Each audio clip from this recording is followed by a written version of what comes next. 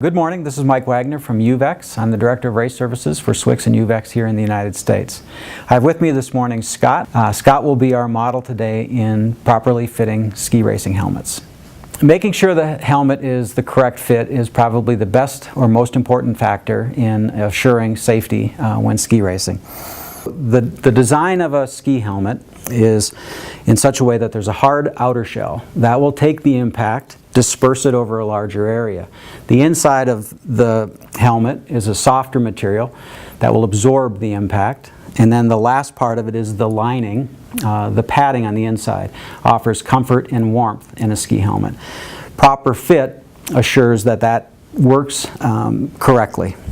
If the helmet is not properly fit, your head can move inside of the helmet as it may strike the ground or a fence or whatever. What we'd like to do is measure Scott's head to determine the correct size. Each of the helmet companies provide a size range from extra small through large, and what we want to do is measure the circumference of his head about a finger's width above his eyebrows. You'll go around the head this way, just above his ears. So if I were to take a measuring tape and measure it here around Scott's head and determine that circumference in centimeters, I could then refer to the size chart from the helmet manufacturer, and then we'll go from there. What I'd like to do now is try a couple of helmets on Scott to see which is the proper fit. If I were to take this helmet, have Scott put it on, there's a one-button release down here to allow you to get in and out of the helmet easily. This way. The adjustment is done on this side with the strap. Adjust it, snap it into place. It needs to be snug, not tight, so that it's uncomfortable, but snug enough to maintain the fit of that helmet. The first thing I want to do is see if this helmet can rotate on his head. So I see that this helmet is a little bit too large now. I can move it side to side and up and down. All right, I'm going to try a different helmet on Scott since this one is a little bit too large. So now I'm going to move this forward, and I see that now Scott's head is moving, his eyebrows are moving up and down. And as I move it from side to side, see if you can shake your head, Scott. Is the helmet secure fitting? Yeah, it is. Okay. That to me is the proper fit, right there. When you do buy a helmet, try on different sizes. Everyone's head is a little bit different in shape, so it's best that you try on several different models of helmets before you get off to buying it. The other thing you want to do is try your goggles on with the helmet. If you go in and buy a new helmet, it's best perhaps that you bring your goggles with you. Try them on with that helmet to assure that it's a proper fit in and around the helmet. It's not tugging on your face, it's not pulling down on your helmet and so forth when the goggles are properly fit to the helmet. This helmet was designed primarily for speed events, Super G and downhill. There's no venting. It offers full protection all the way down over your ears, down to the back of your neck, and up to your forehead. I think as a young athlete, Scott's age, I would probably suggest going with a full coverage helmet. You'll get other helmets that do provide venting, full year. Also on the ears, so you can hear what the coach is saying to you. It provides a little bit greater ventilation along the sides.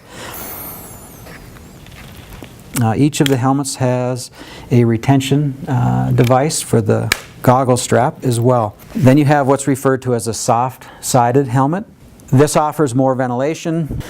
I also on this helmet have venting or adjustment here on top, so I can regulate the ventilations. One other feature that it offers is an adjustment to fit. So if I were to try this helmet on Scott, what I would do is open it to the widest setting, have Scott put it on, and then adjust it till he feels that it's comfortable and snug enough. So Scott, go ahead and put that one on. Okay. You don't need to buckle a strap quite yet. I'll adjust it, and you'll feel it tighten up, correct? Yeah, that's good. There you go.